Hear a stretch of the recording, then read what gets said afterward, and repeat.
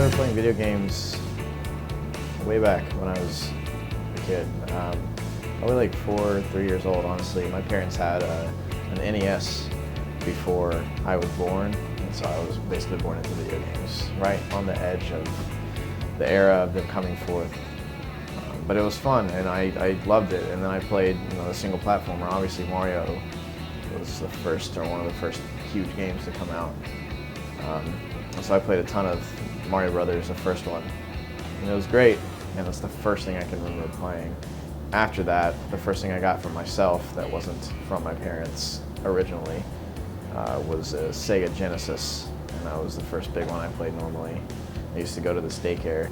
They had a Sega Genesis there, and I would just sit in the little corner that they had the game systems in, and I would play, and all these kids would always crowd around me and just watch me play Sonic the Hedgehog. That was it.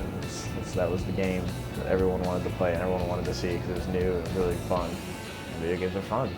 It's a blast. It's so much fun to play them. But now, as adults coming into this world of more technology every single day, a lot of people probably do it for some kind of release from their daily lives. And I think that I enjoy video games a lot. I mostly play competitive games. I play things on the Xbox. You can play online with other people. I love it because it's so competitive. I just like being better than other people at video games. It's fun. It's fun to do well at things, and especially play video games that you're beating other people at and you're having a good time doing it. It's the competitive nature that really gets me, and it's fun to not have to think about other things going on. The only thing that you're thinking about is that video game at that time, that match, whatever's happening right then. And it's nice to live in the moment for me. Pretty much every game now has online play. You play with other people and you compete against other people, and that's the nature of video games these days, and the way technology is moving. We're all connected to some extent.